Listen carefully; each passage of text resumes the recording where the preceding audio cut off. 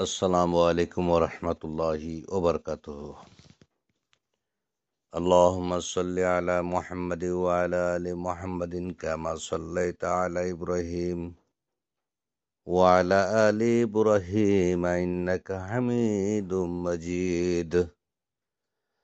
अल्लाहुम्मा बारिक अला मुहम्मद व अला आलि मुहम्मदिन कमा बारकता अला इब्राहीम وعلى آل إبراهيم إنك حميد مجيد।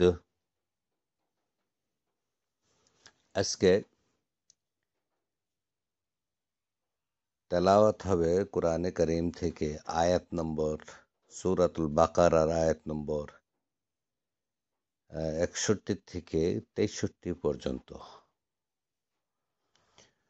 أعوذ بالله من الشيطان الرجيم بسم الله الرحمن الرحيم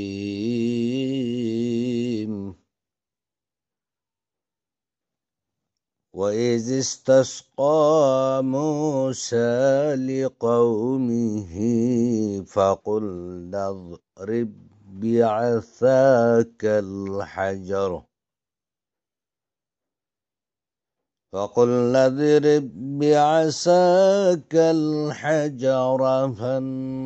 فانفجرت منه 12 عينا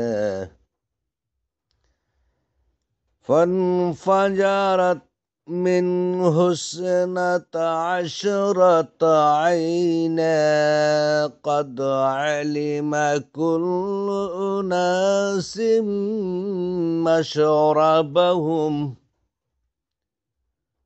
كلوا واشربوا من رزق الله ولا تعثوا في الأرض مفسدين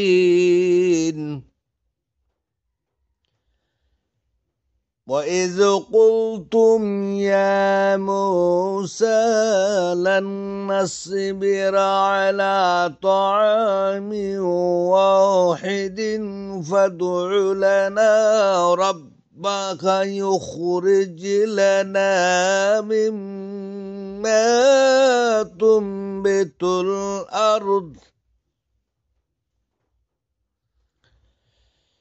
من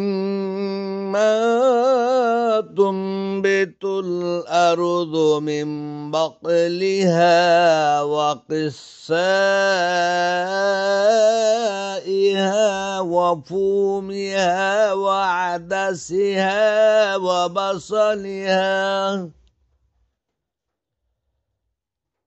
قال تستبدلون الذي هو أدنى بالذي هو خير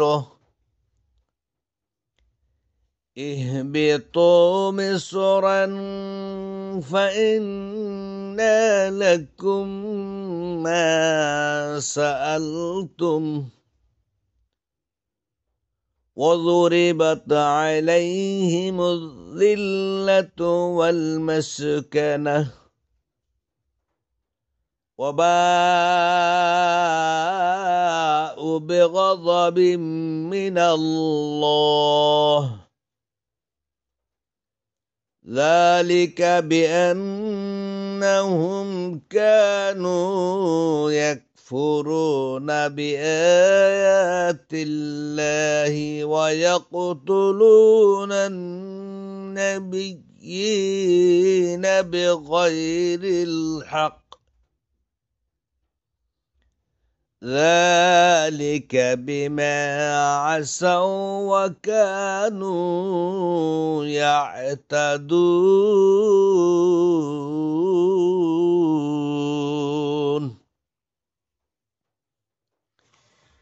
এখন তার বাংলা তর্জমাগুলা পড়ছি।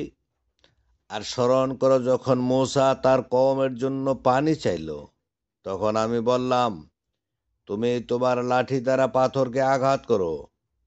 ফলে তা থেকে উৎসারিত হলো 12টি ঝর্ণা। প্রতিটি দল তাদের পানের স্থান জেনে নিল। তোমরা আল্লাহর রিজিক থেকে আহার করো ও পান করো এবং ফাসাদকারী হয়ে জমিনে ঘুরে বেরিও না। আর যখন তোমরা বললে, হে মূসা, আমরা এক খাবারের উপর কখনো ধৈর্য ধরব না, সুতরাং তুমি আমাদের জন্য তোমার রবের নিকট দোয়া করো যেন তিনি আমাদের জন্য বের করেন ভূমি যে সবজি, কাঁকর, রসুন, মসুর ও পেঁয়াজ উৎপন্ন করে তা। সে বলল, তোমরা কি যা উত্তম তার পরিবর্তে এমন জিনিস গ্রহণ করছো যা নিম্নত মানের? তোমরা কোনো এক নগরীতে অবতরণ করো, তবে নিশ্চয় তোমাদের জন্য সেখানে থাকবে যা তোমরা চেয়েছ, আর তাদের ওপর আরোপ করা হয়েছে লাঞ্ছনা ও দারিদ্র্য, এবং তারা আল্লাহর ক্রোধের শিকার হইল। তা এই কারণে যে তারা আল্লাহর আয়াতসমূহকে অস্বীকার করত এবং অন্যায়ভাবে নবীদেরকে হত্যা করত। তা এই কারণে যে তারা নাফরমানি করেছিল এবং তারা সীমা লঙ্ঘন করত। আসসালামু আলাইকুম ওয়া রাহমাতুল্লাহ।